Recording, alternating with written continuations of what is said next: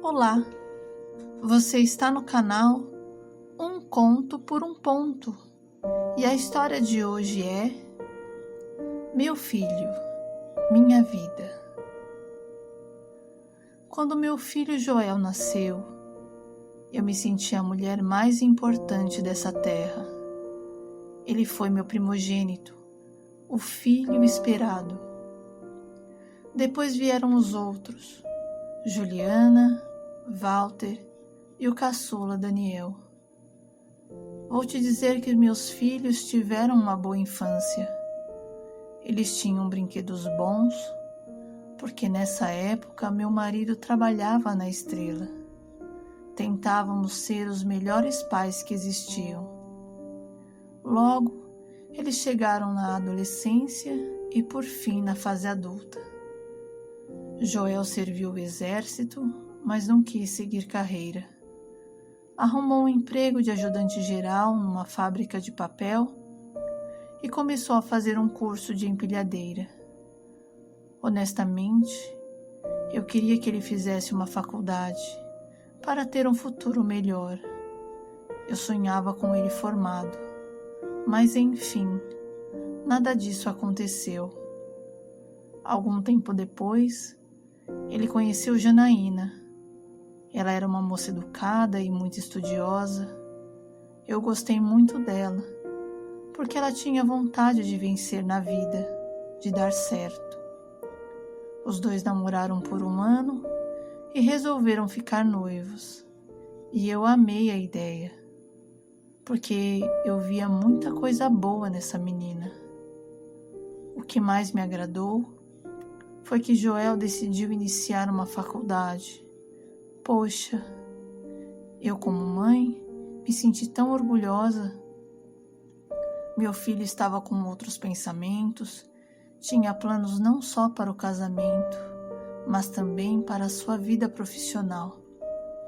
Num sábado, o telefone tocou logo cedo e eu fui atender. Do outro lado da linha estava a mãe de Janaína. Ela estava nervosa, chorando, e eu impossivelmente conseguia entender alguma coisa.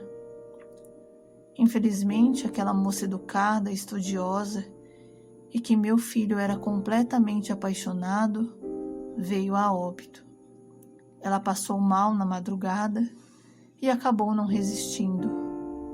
Com apenas 20 anos de idade, Janaína teve um infarto fulminante. Aquilo mexeu tanto com meu filho, que Joel acabou caindo no vício do álcool, depois nas drogas, e por fim, meu garoto parecia um zumbi andando pelas ruas.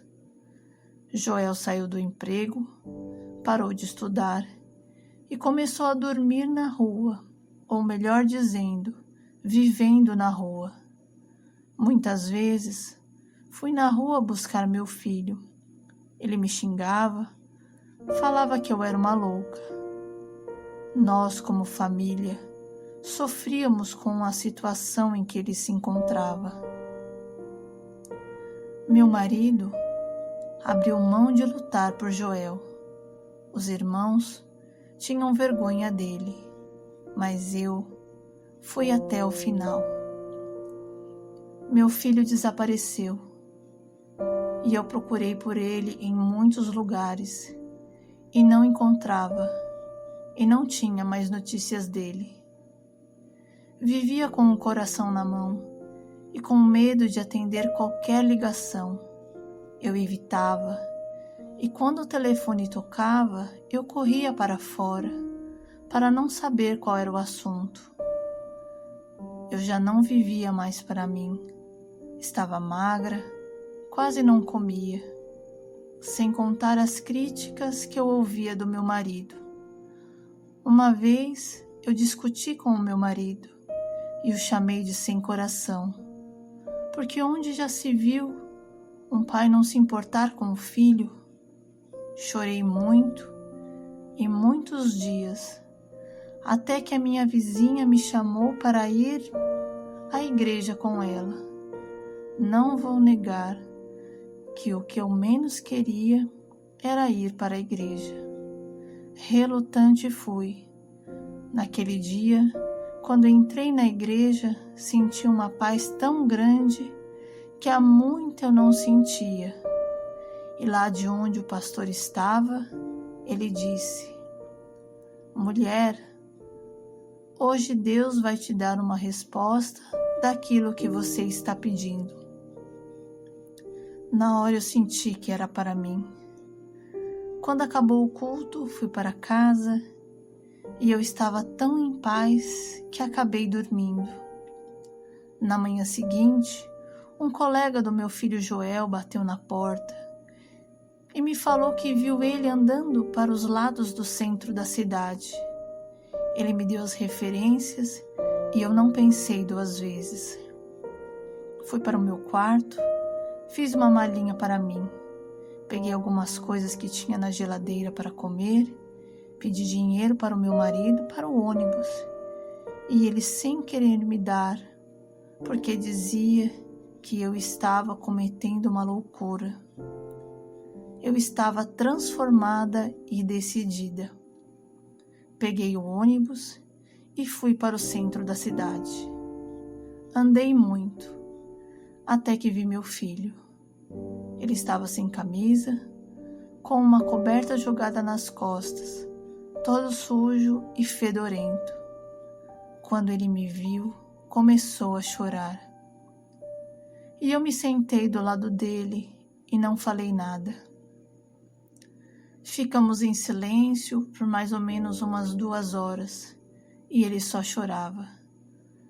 As pessoas passavam, olhavam para nós dois e seguiam curiosa.